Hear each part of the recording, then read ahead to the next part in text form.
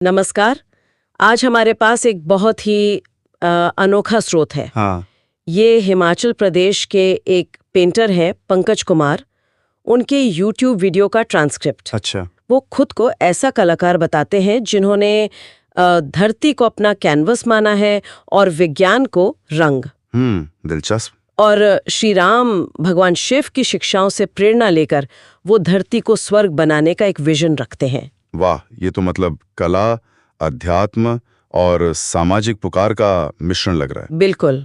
ये सिर्फ एक कल्पना नहीं है, जैसा आपने कहा, ये तो एक तरह का घोषणा पत्र जैसा लगता है। हाँ। मानवता, धर्म, सरकारें, सबसे बड़े सवाल। हाँ, और ये शुरू कहाँ से होता है? एक निजी अनुभव से। देवी काली का एक विवादास्पद चित्र था। हाँ, मैंने सुना है उसके बारे में। उसको सोशल मीडिया से हटाने की उन्होंने मांग की, पर उन्हें समाज का वो समर्थन नहीं मिला जिसकी उम्मीद थी।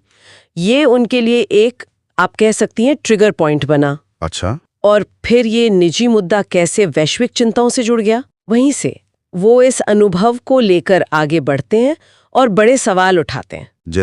जैसे जनसंख्या। वो कहते हैं पिछले करीब 60-65 सालों में आबादी 300 करोड़ से 800 करोड़ हो गई। धर्मों की क्या भूमिका है? विज्ञान का इस्तेमाल कैसे हो रहा है? राजनीति कहाँ जा रही है? हाँ, ये तो वाकई बड़े सवाल हैं। और यहीं पर उनके वो कॉन्सेप्ट्स आते हैं जिनका जिक्र आपने किया, धरती, धर्म और प्रेम नीति। बिल्कुल। उनकी पृष्ठभूमि भी जान लेते हैं थोड़ी सी। वो स्वर्गीय श्री रतन लाल धीमान के बेटे हैं, बिलासपुर, हिमाचल प्रदेश से। कहते हैं अपनी जन्मभूमि को अमर करना चाहते हैं। लेकिन जो मुख्य संघर्ष शुरू हुआ वो आस्था को लेकर ही था। जो काली वाला चित्र था, हाँ, उसे वो कला या अभिव्यक्ति की आजादी नहीं मानते। वो कहते हैं ये आस्था पर हमला है, एक चेतावनी है कि हमारी आस्थाएं खतरे में हैं।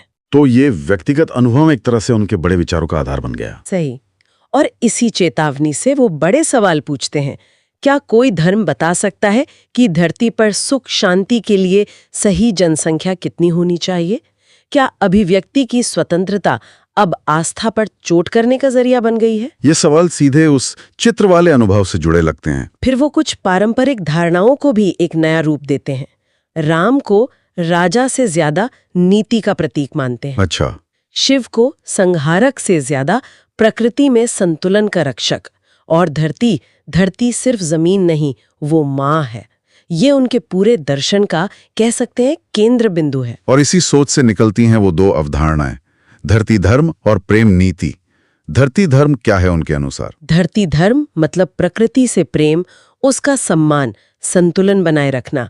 ये किसी पारंपरिक मजहब की सीमाओं से परे है। मतलब एक यूनिवर्सल, प्रकृति केंद्रित धर्म। और प्रेम नीति को वो आज की राजनीति के सामने रखते हैं।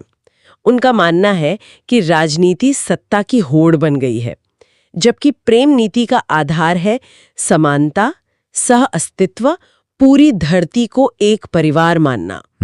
उनका सूत्र भी है एक, न मैं श्रेष्ठ न तू न्यून। ये तो वाकई एक बड़ा वैचारिक बदलाव है, मतलब मौजूदा सिस्टम से बिल्कुल हटकर सोचने की बात। हाँ। और इसी आधार पे वो कुछ ठोस मांगे भी रखते हैं शायद। हाँ, मांगे भी काफी बड़ी हैं।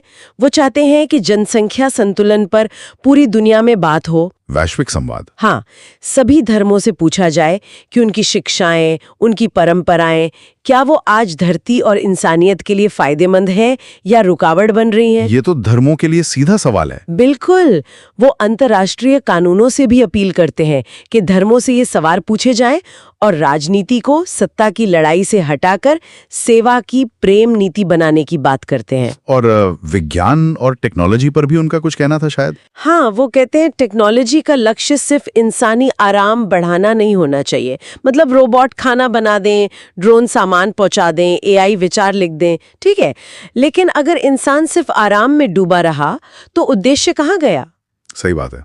टेक्नोलॉजी का इस्तेमाल भूख, अशिक्षा, पर्यावरण जैसी समस्याओं को सुलझाने के लिए होना चाहिए। तो उनका लक्ष्य बिल्कुल साफ है, स्वर्ग कहीं मरने के बाद नहीं बल्कि इसी धरती पर जीते जी बनाना है। हाँ, और वो एक चेतावनी भी देते हैं। कहते हैं या तो मनुष्य प्रजाति का अंत नजदीक है या फिर हमें इन सब बातों पर बहुत गंभीरता से सोचना होगा। भारत के लिए भी उनका एक सुझाव है, विश्व गुरु बनने की होड़ छोड़कर विश्व मित्र बने।